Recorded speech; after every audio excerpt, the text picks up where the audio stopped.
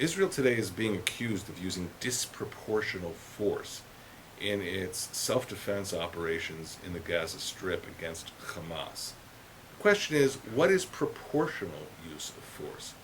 Do those who charge that Israel is using disproportional force expect that Israel will procure Qassam rockets, just like those of Hamas, and simply lob them back into the Gaza Strip the same way Hamas has been lobbing Qassam rockets at Israel? Well, using rockets against a civilian population the way Hamas has been using them is a war crime. It's an intentional use of force against civilians. So certainly nobody would be advocating that under the doctrine of proportionality, Israel should use rockets against a civilian Palestinian population, targeting that population. That would be wrong. Actually, in international law, there is a developed concept of what disproportionate use of force means. International law recognizes the rights of nations to defend themselves when they face aggression. The point is that when they use force, they should use force in order to defeat that aggression. And the use of military operations has to be measured by whether those operations in fact defeat the aggression and bring a halt to the assault on the country that's defending itself, in this case Israel. That is what determines proportionality or disproportionality. If the use of force is for the purpose of making sure that the offensive capability of the aggressor is neutralized, then the use of force is justified.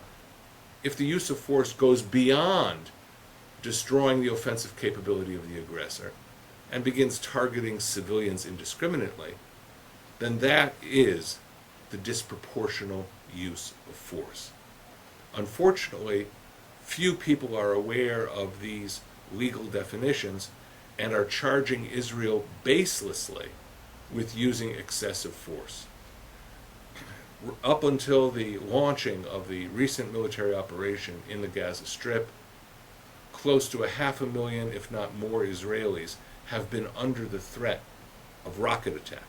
Israel withdrew lock, stock, and barrel from the Gaza Strip back in August 2005, and immediately thereafter faced a 5 times increase in rocket fire on its civilian population. Israel certainly is justified to engage in a self-defense operation.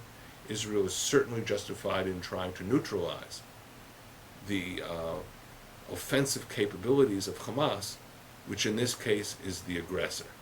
You can't talk about disproportionate use of force unless you draw that distinction between who is defending themselves and who is the aggressive force. In the current round in the Gaza Strip, it's absolutely clear. Hamas is the aggressor, using rockets indiscriminately for 7 years against the Israeli civilian population center. Israel is the defender, trying to neutralize that rocket capability while minimizing any collateral damage to the Palestinian civilian population. The responsibility for this situation is squarely in the hands of Hamas.